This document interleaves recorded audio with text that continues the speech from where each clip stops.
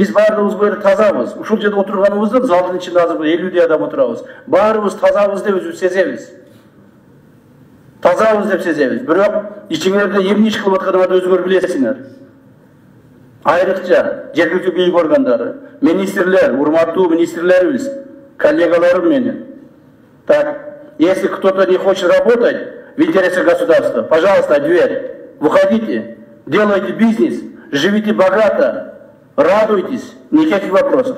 Никто никому не мешает. Но госчиновник не должен жить богато, имейте в виду. Госчиновник не может быть богатым. Это в принципе так. Анан мамлекеттик кызматка келип, аким болуп, губернатор болуп, министр болуп, байыймын деген мурдагы психологияны алып ыргытыш керек. Это уже не будет. Возврата к тем временам уже не будет, ребята. Мурда кандай эле?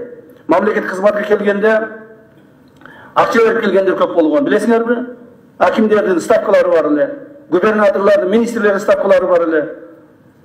Азыр бирөөлөрдөн бир тыйын, не то, что там алыш, даже бирөөнүн оюнда жок, жетекчилердин.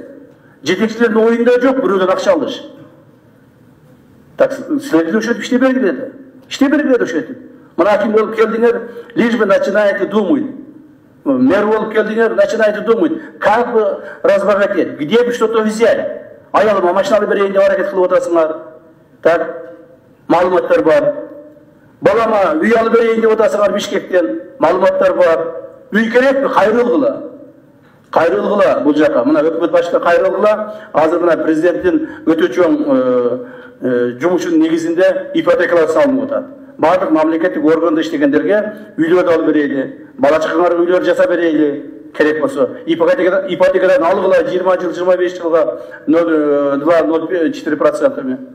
Вот и все. Так честно жить лучше, чем бир жерден уурдап алып туруп, квартира алып берем, кызыма, балама, аялыма машина алып берем деп жүрүп, балия калып атасыңар.